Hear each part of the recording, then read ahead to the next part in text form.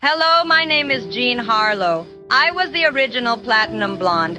And in case you never heard of me, well, I was the biggest thing in talking movies when they first became popular.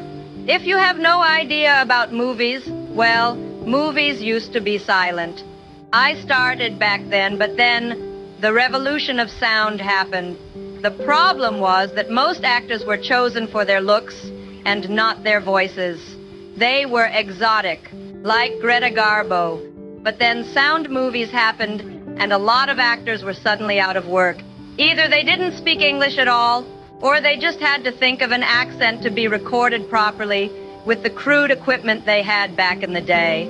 So they looked for someone new, fresh, the girl next door. And above all, she had to be able to talk English. This is where my big break came. You see, I wasn't much of an actress. Actually, I went into movies on a dare. Some friends dared me to audition for a movie. Nothing big, just a bit part. But to everyone's surprise, I got the part. When sound came in, people needed someone relatable. You know, a kid that had it rough and made it big. That would become my backstory for the career I never really wanted. You see, my mother, she was named Jean, and I took her name to audition. But when they actually gave me a chance and it worked out, my mother's lost hopes of stardom came back to haunt her.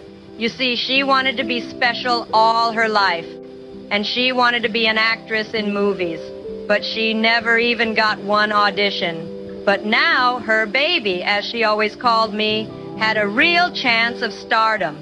And believe you me, she didn't want to pass up that chance. So I became Jean Harlow. My first parts were less than spectacular, but then something happened when sound came in. They had to replace the female lead of the movie Hell's Angels. It was the most expensive movie ever made up till then, and it wasn't even finished. So I got the part, and what can I say?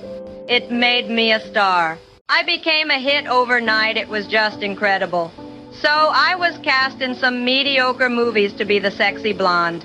After a while, I became bored with the idea of playing the dumb blonde and wanted to do some serious work, you know, like a real movie, not just the airhead blonde. You see, back then things were different. Today, actors get millions of dollars per part. But when I was around, we got just a few hundred. Sure, it was good money for the time, but I wanted something exciting. Something new, something to be proud of.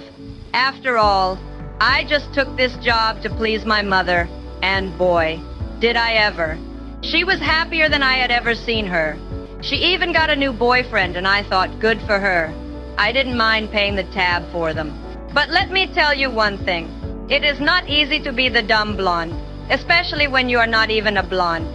So, I worked 5 days a week on movies, and on Sunday, I had to have my hair bleached. It was pure torture. Sometimes the dresses for the movie were so tight they had to sew me into them, and whenever they allowed me to rest, I could lean against a board with armrests.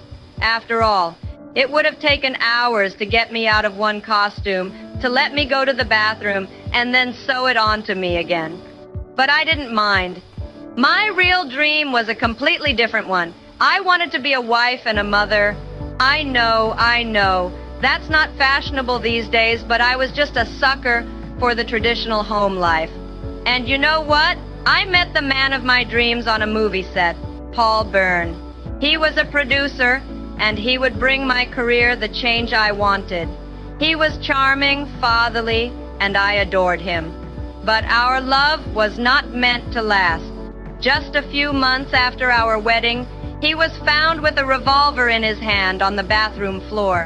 When he was found, the first call was not to an ambulance or the police.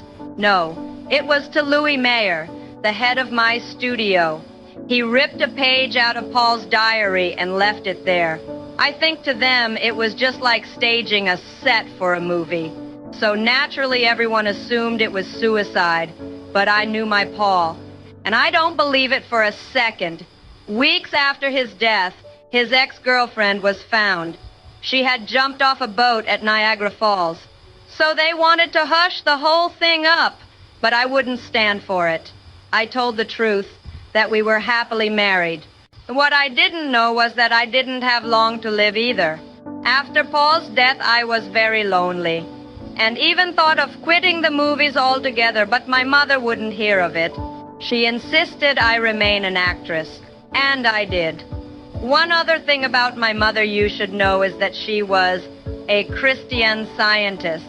They are people who found their beliefs late in life and converted to Christianity, and they didn't believe in medical treatments.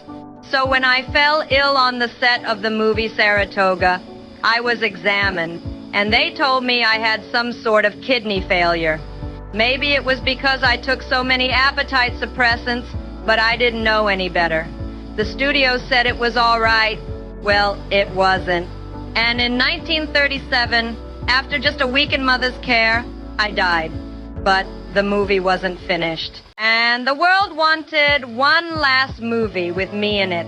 So they shot some filler scenes for the movie with a body double, usually disguised in large sunglasses or unrecognizable in long shots. They actually even dubbed my own voice to finish the movie. I get it. I mean, they were out a lot of money. But I have to say, it's sad that I was so easily replaceable. But you know what? I was the original blonde bombshell. I even starred in the movie Bombshell. I was a bombshell. I could have had any man. But the ones I wanted, they never seemed to love me back. And I used to think, that old expression, how did that go? Mother knows best, right?